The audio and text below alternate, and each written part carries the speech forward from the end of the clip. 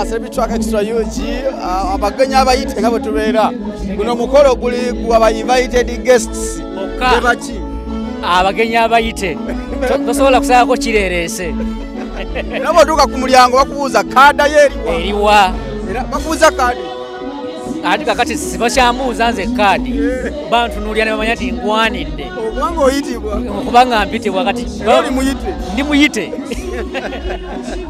onako olwaleero tuli ku mukolo gwa Ritah Kagwa agenda manga atongoza akatabo ke then n'amatikira ge yafuna doctorate ngali Bungereza yakomyewo Uganda akatabo kano taito yako ekyane mutegera mati bakaita batya where is my charger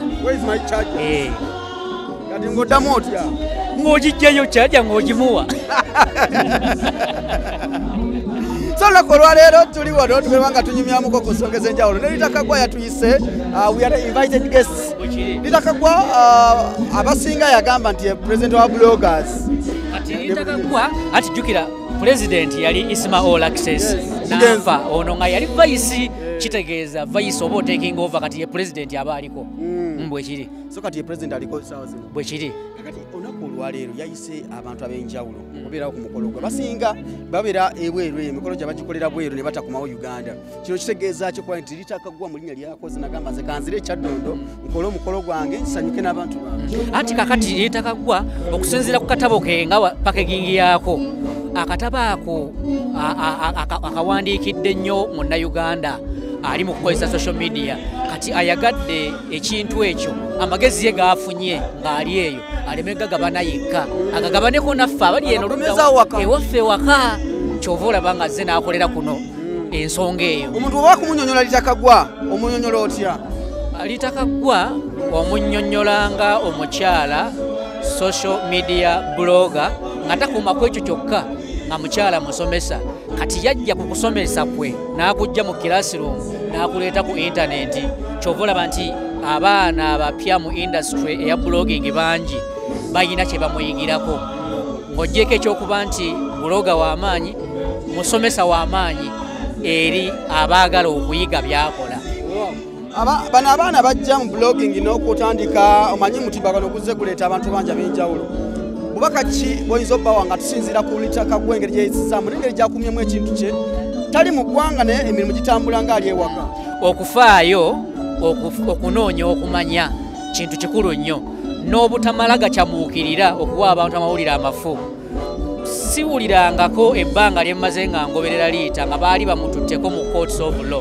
tibamuvunaana nti yasalaganyiza ekigambo yatemye omugambo tiyaguyungiza yagulindikudde kitegeeza nti afaayo nnyo ku accuracy amawulire gaawa abantu matuufu oba sigeggo abaana bangi abayingidde industry ya blogging nga waliwo bye beetaaga okumanya nga tebabimanyi for example bw'oyingira blogging oba ofuuse munnamawulire kitegeeza oyagala toyagala olina okunoonya munnamawulire enneeyisa ye yeeyisa atya era n'ogenda n'onoonya code of conduct emutwala ye nga munnamawulire neweeyisa nga ye yadde tewagasoma naye ogayingidde so kati Ritah kyakikolera ddala bulungi nnyo yensonga lwaki kyakulabirako kinene nnyo eri abatandika blogging n'abaluddewo kati olakuteekateeka nga bw'olaba sofa ekintu okiraba otya enteekateeka ya mulembe nnyo bw'otunula buli w'otunula olabira ddala nti ekintu takubiridde kikubirire olabira ddala nga ddala omukolo gwa dokita okitegedde kubanga waliwo omuntu okubanga dokita nojja ku mukolo nga gwa naasi nojja ku mukolo nga gwani ne bagamba ni mukolo gwa dokita ogenda okutuukako wana ojja ku mukono nga gwa dokita notuuka ku mukono nga gwa musawo ate labayo ne mu bannaasi mulimu emitendera mulimu naasi nga sisita n'okutuukako nga gwa sisita naye guno gwa dokita ddala tukyagenda maaso tuli mukolo gwa Ritah Kagwa akatabo bakayise where is my charger charger yange eriwa where is my charger buli esimu yo weggwako omuliro saba charger olina okustayinga connected all day long wafunyeko ku kopi y'akatabo sinafuna kopi y'akatabo kubanga akatabo tekanatongozebwa bwe bamala okukatongoza wano nga tugenda tukagula mu bookshops ezenzaawo kyamanyi kajja beerayo mugende mukanoonyeeko kuva olunaku olwaleero tuli bwebajja gardens we tuli abagenya b'enjawulo tusobola nga bayingira era wano we tuyimiridde olabira ddala nga naffe omukolo teguliko bantu bangi. Omukolo abantu siba kati bannaba kujja buzi olw'okuba enkuba. Anti ng'oggyeko ekyo bw'otunuulira obutebe kikulaga obungi bw'abantu obugenda okuba wano nti si muyoolo omukolo gw'abantu baki bayite oba babale ab'ensonga. So oba tewayitiddwa omanya toli wa nsonga si mu ggwanga naye ku mukolo ebweru ng'owangala ne bakagwa ebweru n'olowooza omwepimamukko tegeera levoyo omwami we yazze. Omwami waali yazze ekiro waali naye twali ku mukolo gwabwe eri Matugga ewaabwe aba Ritah Kagwa nalyoze ku mukolo era omwami we yajja okukyala oli wa nsonga ekitegeeza bwe kiba twali ku mukolo so kati ali eyo bw'aba tannaba kutuuka nga sibaamuyita tatawaana kujja kubanga era sibamusuubira kujja kuba baakuyita jangu entebe yo weeri entebe embale tuwadde matitera olwaleero ensonga tukyatambuza bulungi nnyo tujja kuba tukuweereza omukolo paka gye kutambulira n'okutuuka mu kaseera naye njagala kutambuzaamu ku katono ku saidi wano bonna benteekateeka ndaba ya masavu nnyo ate nnungi nnyo nga bwe tugambye nti omukolo gwa bagenyi bayite bw'obeera eyo ng'oyagala kujja ku mukolo guno nga tewayitiddwa mu kaseera nga kano bw'otunuulira enteekateeka y'abagenyi gye batuuziddwamu ku saidi eno ntegezeddwako nti famire oba ya muzeeyi Kagwa egenda tuula eno then ku saidi eno tulina emikwano gya Ritah Kagwa then this side tulinayo bannamawulire ba bloggers abali under Ritah Kagwa ng'omukulembeze nga president w'aba bloggers ab'enjawulo so kwegamba nti omukolo ogenda kubeera massive nnyo wandibadde naawe okusigala ng'otulaba bulabi kuba kati ffe famu abagenyi abayite abayitiddwa ku mukolo guno kubanga tewayitiddwa ku mukolo guno ojja tusonyiwa mu kaseera kano nga tuli mu kulabika tujaguza obulamu bwa Ritah Kagwa n'okubanga yasomye emisomo gye n'agimalako n'okusongoza akatabo ke where is my charger akatabo wakafunyeko bwe tumala okukatongoza olunaku olwaleero olina okusoma omanye Ritah Kagwa biki byewandiise mu katabo kono so mutuleka tunyumirwe ffe abagenyi abayite ku mukolo guno tukyakale tudigide tulye ku ssente zaffe tobaako okusebuki track ngenda kuba nkwongerayo mu maaso awo nkulaga ekintu bwe kigenda okuba nga kitambula. Okay, weewaawo nga bwe nakutegeeza tukyali ku mukolo gwa Ritah Kagwa akatabo tugenda kuba tukatongoza mwambuza akatabo bakayita Where is my charger? Erinnya ly'akatabo etitle yaako then ne graduation amatikira olunaku olwaleero abagenyi ab'enjawulo abayitiddwa abali invited nagambye kuva obwedda nti abali invited bokka ate ab'amaanyi mu ggwanga negatiddwako big events olunaku olwaleero. How are you Biggie? I'm okay, how are you? Oli smart oli smart nnyo webale kunyumira mukolo guno kale. Ritah Kagwa ategeeza ki omuntu agamba nti Ritah Kagwa on your side? Ategeeza biggest blogger mu Uganda omuntu akoze buli kimu buli blogger kyeyandika akoze oba n'abikowa n'akula so she set a pace ku nsi osobola okukola ekintu kyo n'ofuuka ow'ensonga kubanga Ritah si muyimbi si wa n'amawulire naye yatandika ebya blogger ne bimufuula ensonga abantu bonna abali wano baliwo because Ritah yeefudde kikyali. Yes. As an event organizer otegese ebivule ebyenjawulo ba bloggers basiba kuwandikako ebintu ebyenjawulo ebisanyusa ebinyiiza waliwo wampulira esimu n'ogamba naye oyo noyani awandiise kino Ritah Kagwa yali akuwandiise tampandikako kintu kikyamu ate oba yansima busiminakkiriza nti omukyalo omutaze mu industry kamukuze tabadde nga ababloga bala nti omukyalo omuto ate agenda munafuya so ekyo kye namwegalirako nagenda okulaba ng'atandise okupushinga show zange ng'atandise okupushinga show ya Chameleone ng'agulira abantu tickets omukwano gwange ne Ritah egwava.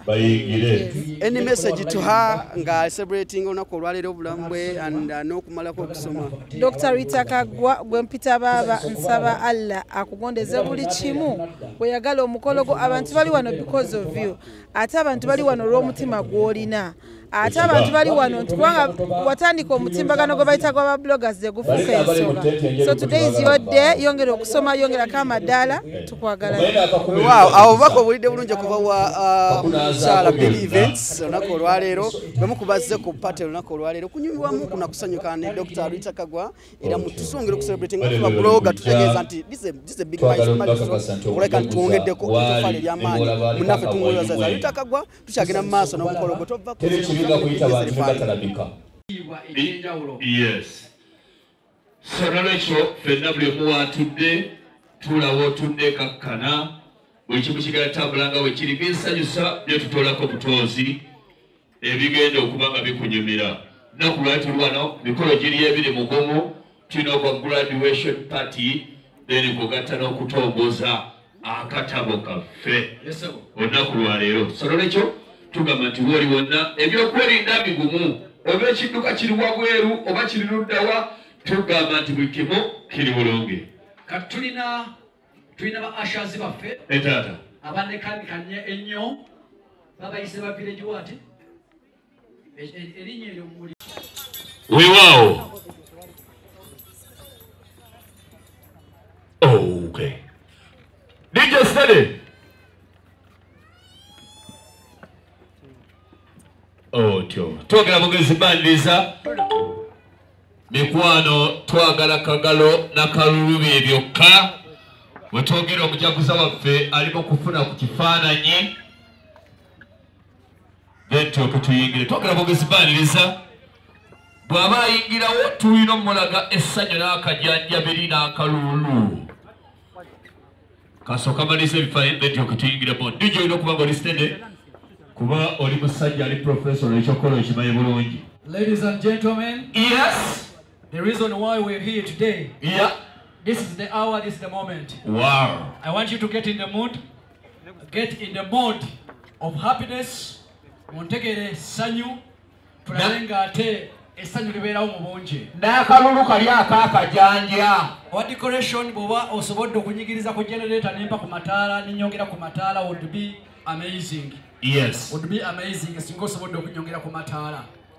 Otherwise bwe kiba kiganye tujja kutambula ng'embeera bw'ekola etya ng'embeera bw'eri. DJ wamma ntigikira music yawo owakabi ngenda kusaba abantu nga bwe twaze tuyimirire. Let us get up on our feet. Yes. Tuyimire obudde bwo bwagenze dda tuyimirire. DJ akabi kava mu kulwa ku music atika abantu bano mu mundu ayingiza omugole bane tuyimire onyenyamuko mpola ng'akabokoga twagala ne Ritah wali akulabe amanye nti omukolo gwo wagusanyukidde. DJ simulula oba owulira bubi ng'onyiiza osobola tuula emabega ffe twagala mu maaso bassanyu bokka. Asose tuwayiringa amaziga awuguno omuwokwata sebawulira abawagenda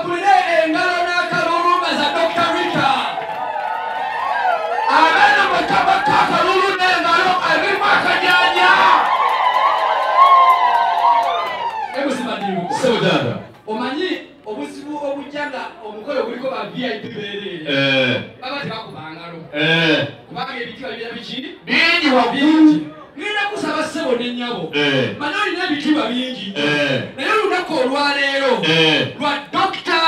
Ritah Kagwa nsaba ebitiba osikobiteko ebbali okwate engalo zino mukama zeyakuwa n'omumwa mukama gwe yakuwa okuba engalo n'akalulu owebaza Katonda one and only Dr. Ritah Kagwa.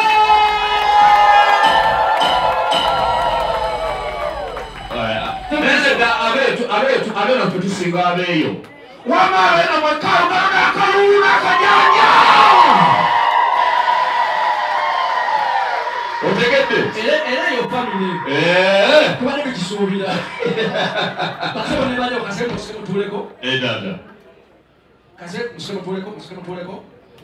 Abagenyi baffe mutuleko. Before you sit, Muzei, kakusawo otule ku kifo kyo. Balenga bwe tutuula bakitaffe mu Katonda tubadde tusaba ssembere baba twegatteko. Okusaba Mwami Trevor. I want everyone seated. Yes. Ritah with Oga. Please turn around. Make a 360 as you are waving to these people. 360. A circle. Make a circle. Waving for everyone. Let everyone see that you recognize them. Fantastic. After that, please come and take your seats in front here. DJ Bayo can follow music. Ritah, Oga, please come and take your seat. Metron, maid of honor, I don't know how I can call you. Please come and take your seat. Wow. But say whenever at this juncture, yes, we want to welcome the office of the priests. Abagere twala mu maaso omukolo gw'okwebaza. Abantu bakiikiridde eggulu, bakiikiridde Katonda. DJ Bayo oluyimba nga tusobola okuleeta bannaddiini mpolampola ate batwegatteko. Basebonebane tukube engalo twanirize the team of clergies and priests to join us. Okay, nga bwe nagambye tukyagenda maaso kyali ku mukolo gwa Ritah Kagwa kati nikyali ne matiti session esooka ewedde obwokulya buno busooka buyita batya kiggula luggi kiba kiggula luggi kati ekiggula luggi kyo tukimaliriza we twogera ekiggula kyo tumaze okukikola atya kati waliyo okulya okulala ye ssebo waki waliyo okulya okutuufu kwe kuddako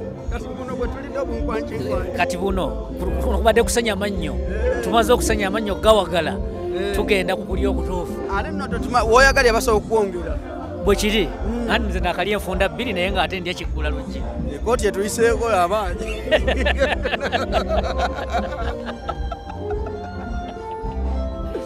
naye bwe kyoba kiri kimu omukolo gwo twagwesezadde ekitiibwa abagenyi abayite tuli ku mmeeza emmeeza buli mmeeza eriko champagne buli mmeeza eriko champagne buli mmeeza ebyokulya ebyokunywa mumpeka juice nga bakaleeta abaana ab'obuwala we bali mu bujjuvu bwebagabugaye nti mumpe kino ne bakuwa kino nekyana ekiwala asha kyendabye tobanga kyolabye nange kyendabye ndeka waliwo omwana ow'obuwala mwagadde just kumuwa bwa asha eka bwe mba nga nfunye omukolo gwonna omwagala ajja akola bwa asha ngali eka omwagala kubasha gali ajja mpeereze ajja mpeereze oyo bye neetaaga eka wendabye wanjawulo ku yoyo omwana omuwala ow'entungu tuli ku mukolo gw'abeere gwe tugeeza omukolo gw'amaanyi batuyise omukolo mulungi munyuvu wadda nno gwe ninda ayimirire agambye mukyebale ogamba otya mukwano tambula bitya mwebale kuweereza abantu kati mwe bayita bani kyeŋŋamba mu kampani ki Guild Ushers kale soka oweereza abantu ndowooza olaba kyekikyana kyobuwala kyewalabye nedda si oyo egolabye gwe nkugjeeko engalo nedda jamukulaga nga azze ngolabye ono nedda waki omunsibako agenda mu maaso ku mukolo gwa Ritah Kagwa ensonga zigenda mu maaso abagenyi batosa okuba nga batuulira ddala omwana w'obuwala oyo ayita emabega ayita ennyuma eyo yoyo gwe nalabye ono walabye ono nze nalabye oli nze nalabye oyo kati era bana abamumanyi bannange mutagingire TikTok yakaawo uyo agenda yita twetaba kumanya TikTok account ye tumuwe emirimu naye nga abagenyi batuuse eddoka nga batuula abagenyi b'enjawulo twogerera mikono gya Ritah Kagwa nga bonna kutegeeza mu ntuula y'enjawulo sayidi eno waliwo mikono gya Ritah Kagwa babloggers sayidi eri waliwo abafamire ab'eŋŋanda okuva sayidi z'ematugge wa muzeeyi kwegamba omukolo okugenda mu maaso bwe twogerera n'abalala bakyajja n'abalala bayingira abagenyi b'enjawulo abab'ebitiibwa batansa okuba nga beesoga ekifo kino we tuli ate ensonga oyo Sioni gundi Sioni yali yesimbyewo gundi wekawempe Nambi mwenyini atuuse bambi atukidde mbitiibwa ebyamaanyi oyo yali yesimbawo ne Nalukoola omanyiko ki Nambi oyo Nambi yagamba mu Nalukoola yamubba nagenda ne mu kooti nagenda ne mu kooti era kooti nenulifayinga okulondebwa kwa Nalukoola bamugwa mu parliament mbw akalulu kakuddamu naye ate bagenda kuddamu akalulu ale tugenda mukalala bali bamaze omuweeka sente yali amaze okufuna sente era zimaze yafunayo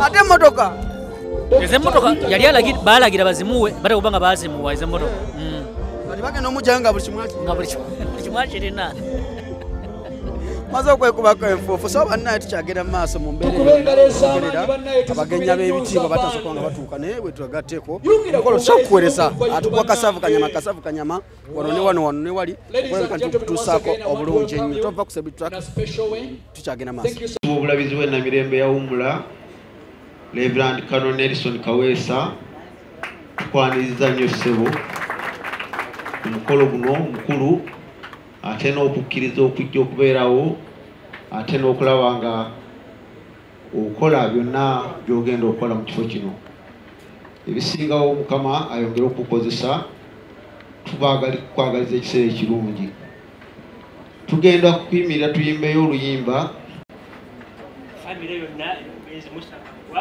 batakunanda yali mwana ekombe lokyozaliza saidi ya mama wa Ritah ne famire yonna kubanga Ritah atuusizza ekitiibwa kino nze yalaba kitaawe ng'ayambala kawale kampi kinali sirootanga nako Mukama waffe yeebazibwe nnyo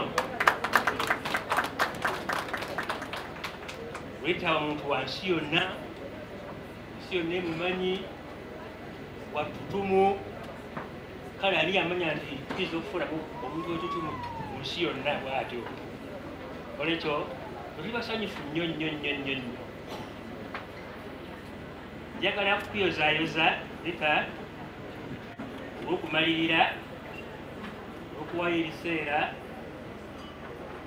n'osoma digiri esingendera okuba eya waggulu si muno ya Doctor of Philosophy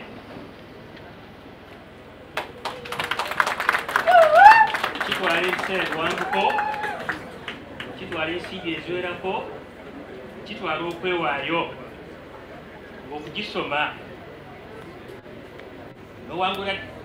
nowangula doctorate ensome eteri ey'obuwa olulatini gye bayita honoris causa waliwo badde ntula ku internet nga gavumenti ya Ethiopia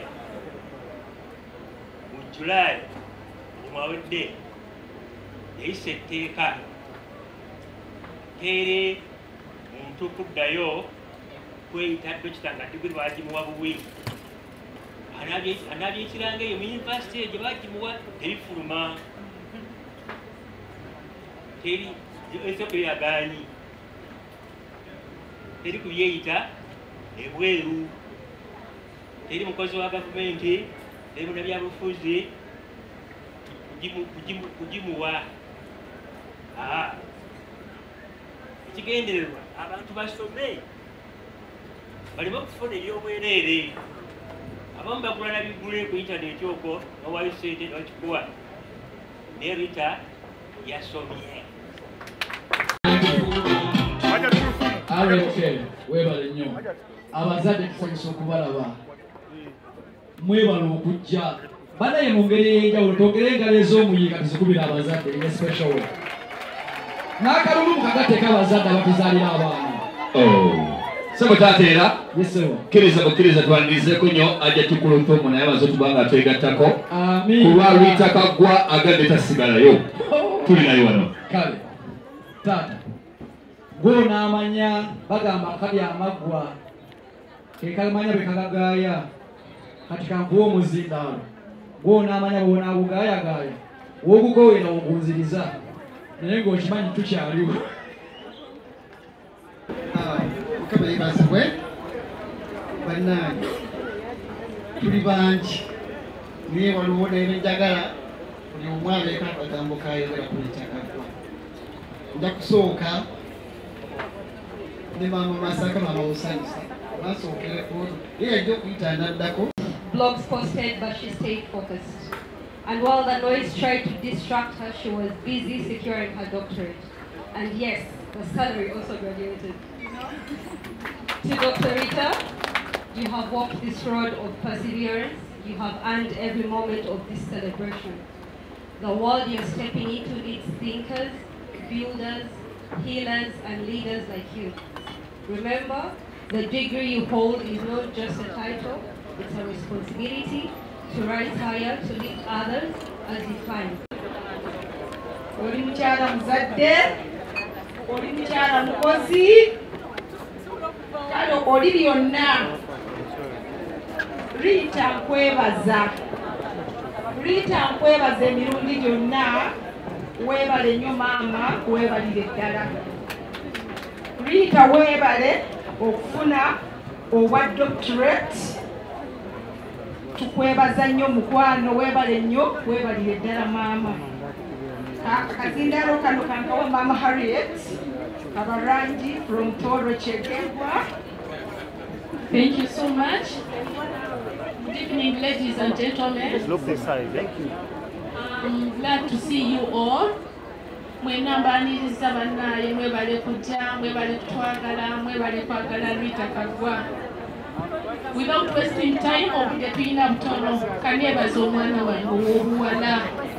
Mwanange Ritah Kagwa, congratulations.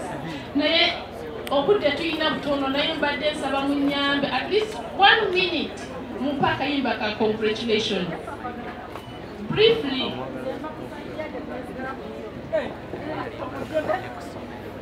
tukuyimbiremu akayimba. Tugenda kubanga tulidde embuzi nga tetumuyimbiddemu akayimba ka congratulations. DJ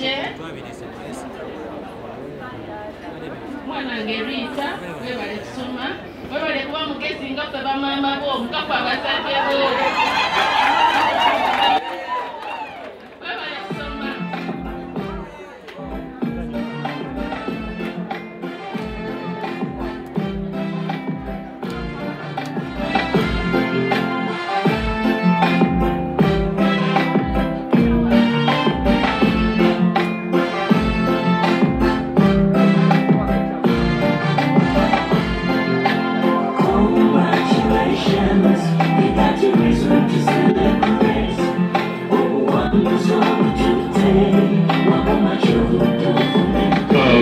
DJ katono nnyo katini nnyo embeera nga bw'ogimanyi ebiseera bigere. Tetujja kumala budde naye nkwebaza, weebale otatuswaza, weebale okusoma ng'afa bazaddewo ffenna bwe twasoma, weebale kuba mugezi, weebale kuba muwombeefu. Congratulations. Omuko, nkwebaza ssebo, thank you so much for keeping my daughter safe and giving her time. Thank you so much. God bless you. Thank you. Okay. Katono nnyo mukwano gwaffe mami yatuyambyeko ku keeke weetagibwako wano owali n'esaali kya Trevor waliwo ketwagala okwegayamu katono nnyo then tugere mu maaso omukyalo wa keeke oba omutindi Madamu Sara abakulembeze ab'eddiini abakulembeze mu central government n'abakulembeze abakiise okuva embuga emengo abaana n'abazzukulu basebo ne banyabo nina omukisa okubeerawo wano wakati mukwaniriza n'okuyozayoza muzzukulu wange Ritah Kagwa afube nnyo okulaba nga atuukiriza ebigendererwa bye okuviira muto okusoma.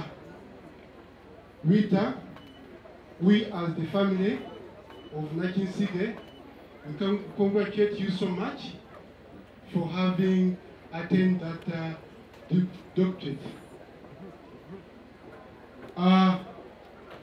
Ebintu bingi obudde tulina butono nali badde ngenda mu maaso n'ebirala bingi nnyo naye kankube wano kubanga ebirala bingi nnyo nnyo ebirina okwogerwako. So naye ku Celebrity Track Extra UG BBS Fine tukyali ku mukolo gwa Ritah Kagwa wedda nkulaga ebintu ebyenjawulo naye wano we tuli abasinga ku mukolo kye basinga okwetaaga ekyokulya n'abali mu ttenti abalinze ekigenda kuva eno ekifumbiddwa naye wano wendi negatiddwako CEO Mary's Catering Services era bategese omukolo guno bafumbye olunaku olwaleero bali mu kutufumbira kamere. Ugamba otya? Ndi bulungi nnyo nsanyusa okulabako bitambula bulungi nkulengerera eno andi kusanga wa Ritah Kagwa yeebale yeebalire ddala bulijjo simanyi we ndi kusanga akuleese era nkufunye nze naawe tuti wewa olunaku olwaleero wawulira otya nga Ritah Kagwa contact ze bagamba nti ku mukolo gwa Ritah Kagwa twagala Mary's Catering Services yebetufumbira yasooka n'akingamba n'endowooza asaaga nze ani afumbira Ritah ng'afumba bw'ogoberera sinapu ye olaba nti afumba mba ndi awo nanteerako omusimbi naŋŋamba emmere ngikukwasiza ogutokomoka nga sibanja yadde balansi era wano we tuli nze nfumbye nze mbikuttemu ate siseera era ku Snapchat mpita CEO lo budget nkola budget entono tetulemererwa abafumbi b'okumikola abasinga ebiseera ebisinga mbogere bwoti akaviri bakulabe abafumbi b'okumikola ebiseera ebisinga bagamba oli bwaba bumuwa sente bwa budget wafumbe emmere oluusi muleeta ebintu nga bitonotono nga tebijja mu budget egwo kikoze otyo okukuma omutindo nkumya omutindo ku lw'ensonga nti omukolo kulya omuntu ne bwayambala atya n'atalya divorce omuntu ne bwayambala atya n'atalya tasanyuka kati ffe tugenda kulya njagala abantu we bagenda okomewo mufumbiro ogenda sanga emmere nga mweri eyina osigalamu emmere terina kugwa mu seppiki kyoba olaba Ritah yampa omulimu omuntu akwetaaze ku mukolo oguddako ng'ogyeko nti Ritah kati nga bw'ogambe nti gwolira budget omuntu waka namba kesimu 0702196198 ndi ku TikTok nga Mary's Decors and Events ndi ku Facebook nga Patra Mulika ekitegeeza nti mikolo gyonna kuva ku birthday paka gyonna gigigwera birthday kyobola bampita CEO lo budget nti ntandikira ku muntu wansi nkolera abantu divorce omukolo oba gutya oba mutono gutya tetulemagana ate n'okutimba ntimbira ddala ntimba birthday ku Lusumo yasemba nze nagitimba n'entimba ya Don Chris lwakubanga bulijjo nkunoonya nfune ku ssannyalaze kati gaagano nkwadde amasannyalaze kwe siva neyanziboshi ngalabyeko era ngawulira mati ti omulabyeko mati sokojje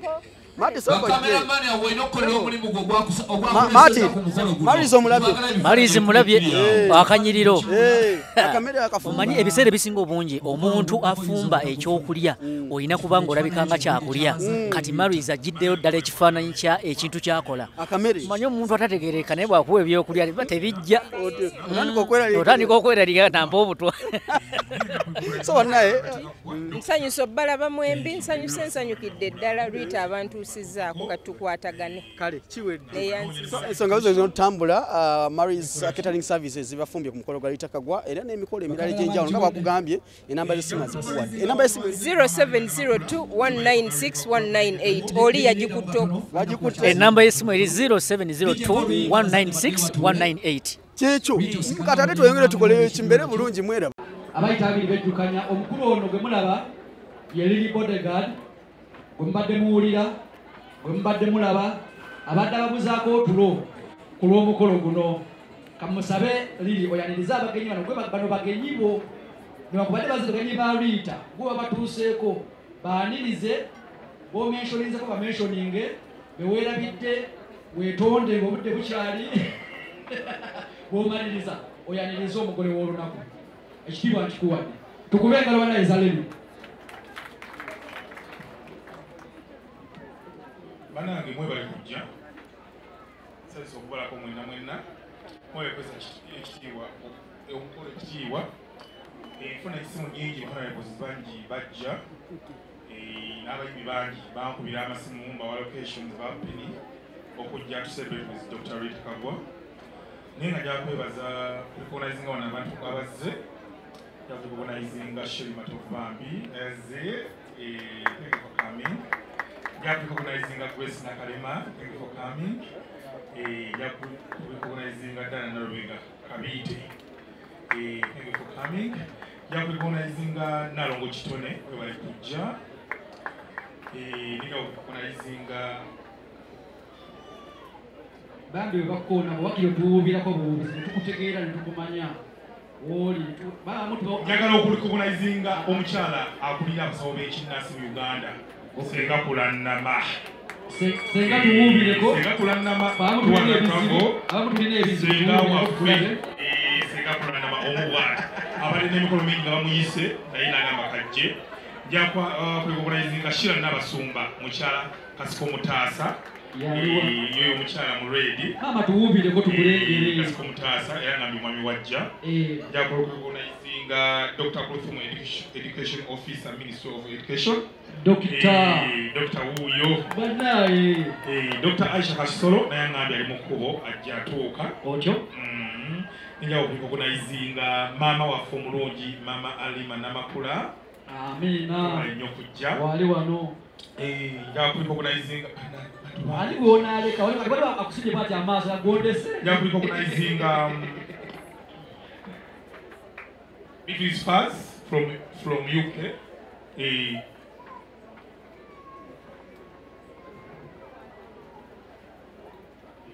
njagala okurecognizinga King Swaga thank you for coming bonaalekayo Ritah n'abarecognizinga manyi oyo overwhelmed kusaawa zino essanyu likuyiti abantu bangi mama nambiye wamulabye wali wamulengedde nti wali ani mama nambi wali bananga banale bonnambi omulabiranga ddala ye Mariamu nagujja wamulengeddeko wali Mariamu ayirodda wamulengeddeko sabweya bangi famire emu mbadde ngikonyewo liri akidduse bale tukukubireko engalo kino kyaliko singa nkikuwojje otandika okurecognizinga naawe owunga lowooza olaba banange nyakurecognizinga David Dynamic Sir David Dynamic nomembi oyo mukwano gwaffe nnyo era bagala ebya security David Dynamic mumwekwate oyo omwami atwagala nnyo era n'olunaku twalitunga amategeko omukolo yakola $10,000 naziwa Ritah Kagwa n'amugamba tandikira oku muganda wange oli muganda wange mumutwagalire nnyo David Numembi Dynamic Security olowooza onaabamalayo basebo ne bannyabo tugatte engalo zaffe tuzikubire omugole waffe ow'ensonga ayogereko gye tuli mu this first session ng'enfundikira Ritah please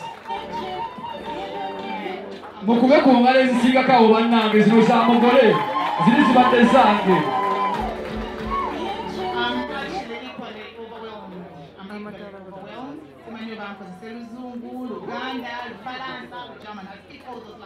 oluzungu lw'oluzibu oluzungu lw'Olungereza luzibu ezaako olw'Uganda waakiri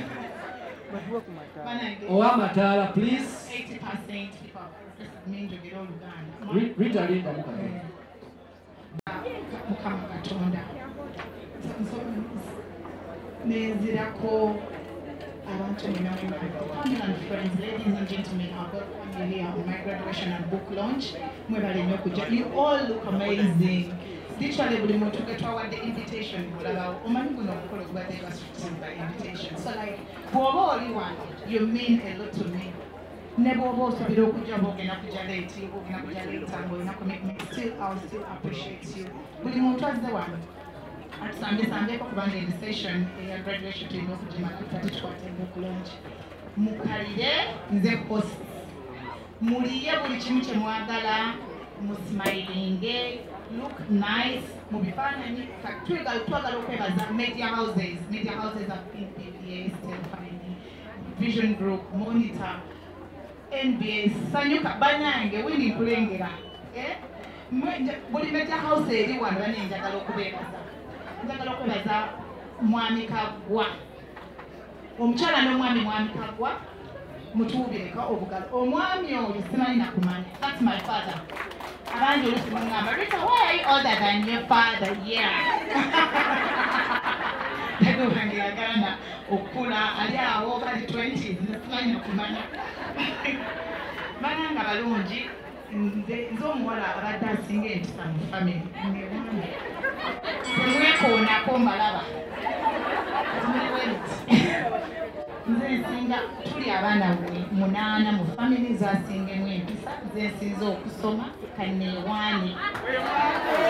Nze nasooka okufumbirwa kanneewaani. Nze nasooka okuleeta okwanjula mu maka ga Mwami Kagwa kanneewaani. Nze nasooka okukula embaga kanneewaani. Nze nasooka okuleeta masters mu family from London kanneewaani. Nze nasooka okuleeta PhD mu clan yaffe. Sigamba Mwami Kagwa mu clan. Ayina nakyensige. Kubanga olina doctorate olina kyensige ateeka omukono waggulu. Nkusasula pawundi 10 kati. Tewali. Kaliwo. Kati nze nsobola okuleeta doctorate mu family. Mazima. Kale olabye. Mubana kyensige kino kinawusa family bana kyensige. Weebale. Bana kyensige mba representing nze abenyonyi abalungi Ritah Ritah Kagwa namaye kanedira nyonyi.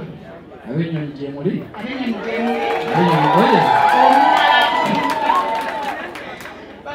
My journey has been extremely very beautiful. I have a humble background.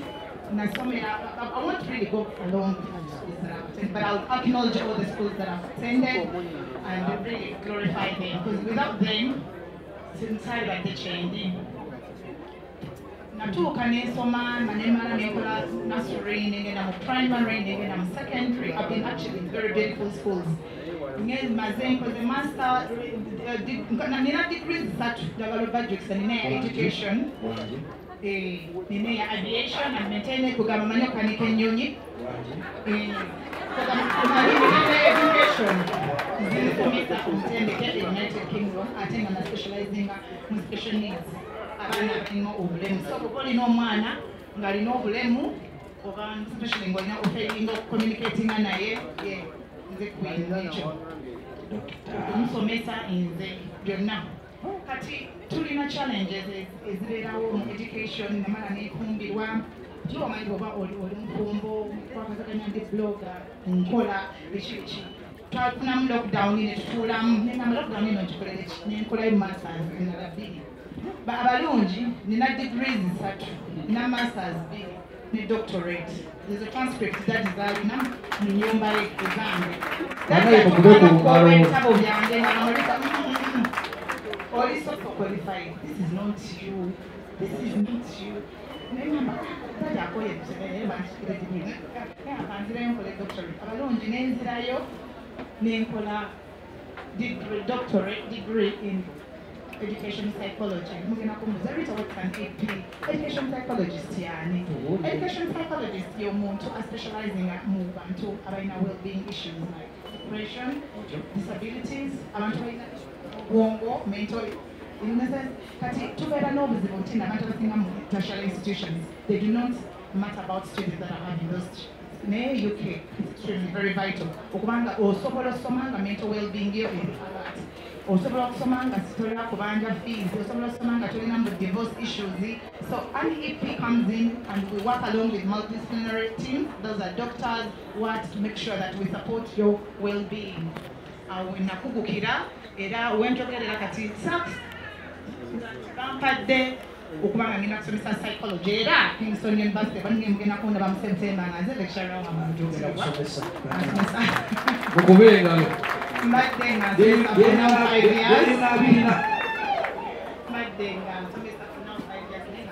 colleges, university colleges kati ddala lyalinyeemu ate nga ngenda kubeeranga ndi a researcher who is actually specializing in psychology and education psychology. Nakolera different councils, boroughs. So in UK tulina boroughs, tulina municipality one. So mama tutwale empolampola ebintu byogere empolampola ebintu ebyo abamu kufa amatu gakwata 8 Omukulu Dr. Kagwa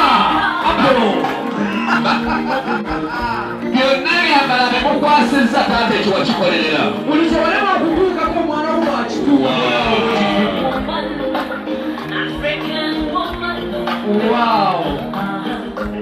laba muzeeyi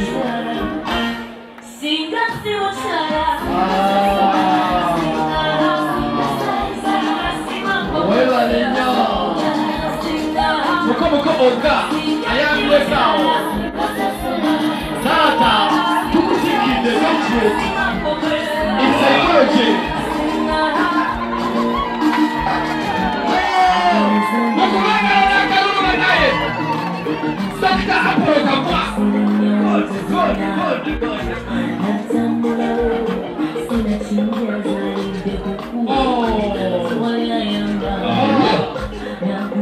bakameramana ujaba ebifaananyi 12 Dr. Apollo Kagwa tukutikidde olwaleero bala ebikulago obaleza muzeeyi olugendo lubeera luwangu okusomesa omwana.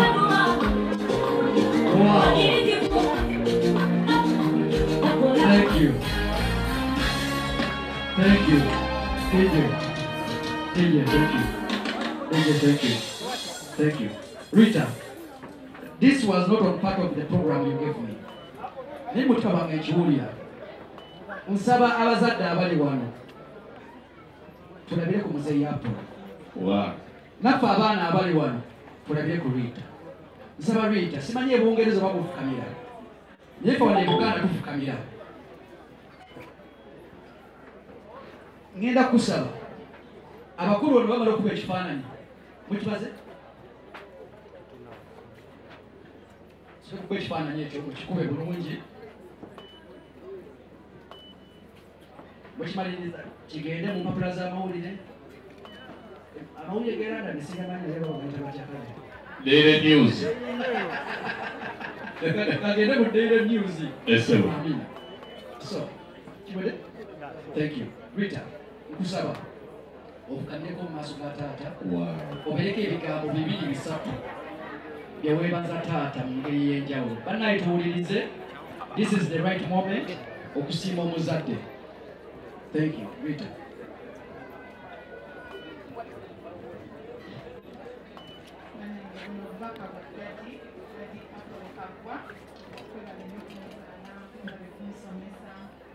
Webale nnyo nsonyiwa byonna bye nnakola okufojinga egundi zonna.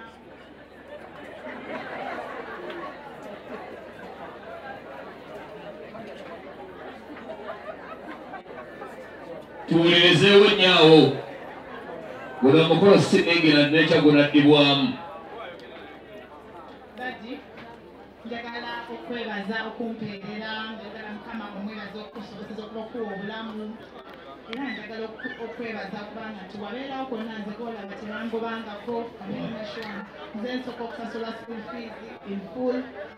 Nakusunguwa bino simanya suspension, nendeeta omuzadde omufu, nendeeta biki, neera waguma n'ogamba manyi yewange yonna bona kavubuka yamusunguwa. Simanya bangambye fees za mitwalo miliyoni emu ngugambye bbiri. Onoosonyiwa. Dadi ng'ozimpa nga tosoose nakebera engama dadi nange twagala ssente zaki ng'ozimpa akatabo trips zonna ez'ebweru. Dadi gwasooka okunnyiza ennyonyi nengenda ku trip e South Africa okusoma field work baneeka basomera amasomero abazadde babonaabona okunoonya amasente za field work oba tugenda kiseni landing site obawa nemunengega twebaza dadi ye yabeeranga babekiwufe namufamira tulabirize bulungi asasulire fees ate nga tetujula medically well-being wise buli kimu na mentally. Dadi nkwebaza okubanga ogumira issues zange let nina what does sulking mean? Beera n'entondo. Ogumira entondo zange nolarisa munange kasita batonfuze ipi katulaba ipi babeera n'entondo nedadi wetunkwebaza buli kimu.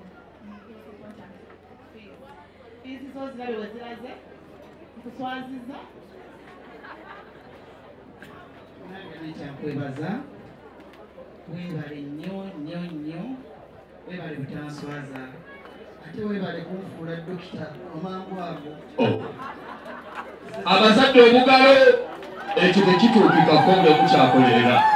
Suubira webale nnyo obutanswaza n'okumpesa ekitiibwa kino okuŋŋaanya mikwano gyo gyonna nange nendeeta ab'eŋŋanda zange Mukama akuwa omukisa akwongere yongere tambuza mu mawanga akuwa mu kyonna ky'oyaayaanira.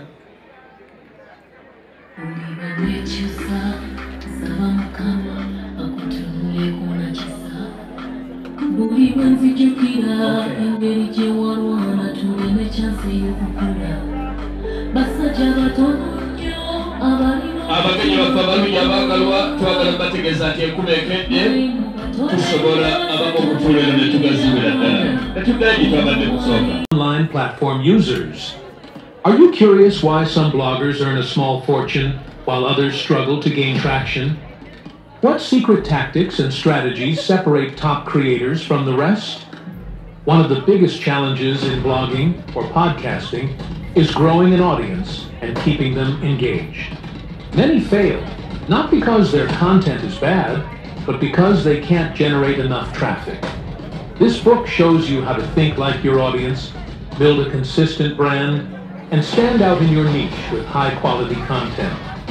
You'll discover how to create a deep connection with your readers or listeners and turn that connection into long-term success. Inside, you'll learn the biggest challenges you'll face when starting a blog or podcast, power words that trigger emotional responses from your audience, proven strategies to increase visibility and traffic, a simple technique to bring in more visitors, fast, how to schedule posts for maximum reach and impact packed with actionable tips, where's my charger, will help you grow your following, create in-demand content, and build an income stream of 5 figures or more. Whether you're a complete beginner, a casual internet user, or a brand manager looking to sharpen your skills, this guide will help you uncover your unique voice and thrive in your niche. Ladies and gentlemen, it is our great privilege to introduce to you, all the way from the UK,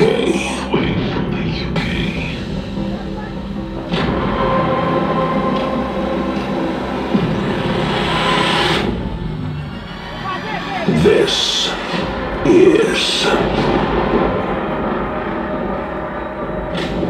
Where is My Charger? By Dr. Ritah Kagwa. This is a blogger's survival guide to the unplugged work.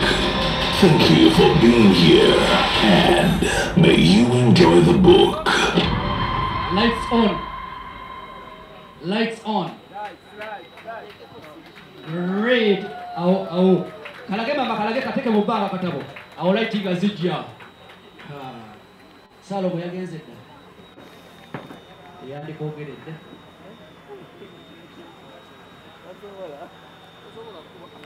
Abakwata video kakasa.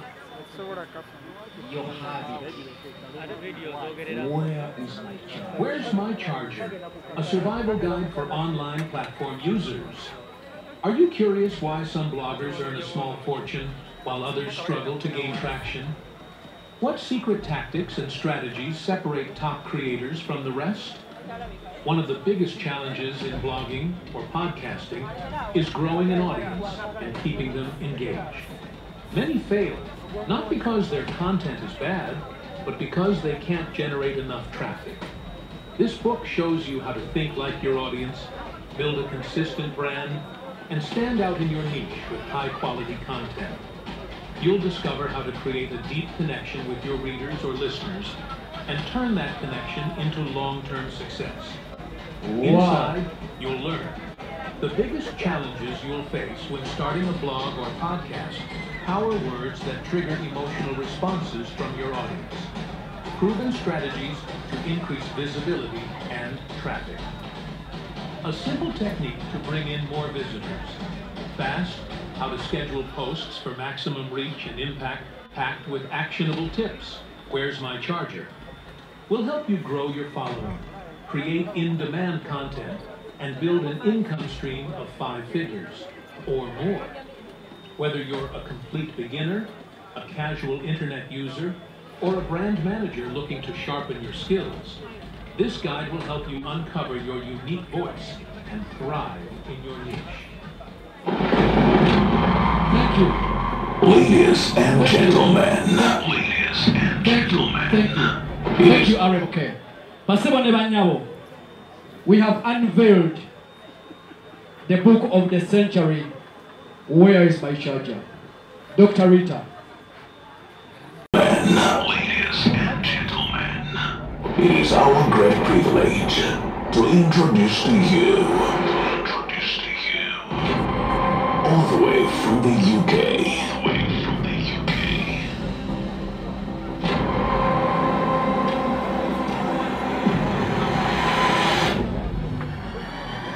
This is... Okay. Where is my charger?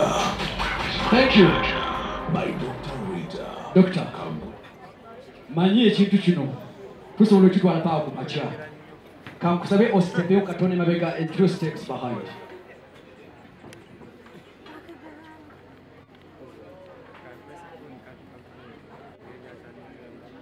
Around for my book launch. Yeah, I'm actually the author of Where is My Charger, which is a survival guide to the unplugged world. Yeah, you're gonna ask me, Ritah, why did you write Where is My Charger? You all know the president, the Bloggers Association I took over from, the late Ichuli. This is a tribute to Dr. Ichuli, the late Isma. This is a tribute to Ichuli. I wrote this in respect of Ichuli. And the contributions you're all gonna make here are gonna go to Nambi School of Autism and Ichuli's dad. Yeah, this is a surprise. I'm sure SG didn't even know about our Secretary General. So apparently, the survival guide is just literally pen down every triumphant and challenges as bloggers, influencers, podcasters, YouTubers, every other person, casual users, and name it, every other person that is into the digital world. This is a guide. It's not a novel, it's not a love story, it's not a memoir. I'm not writing about my biography, but I'm writing about a digital guide. A digital guide that is going to be used by every other person, media personality, from TV presenters, brand managers, every other person is able to be guided with this book.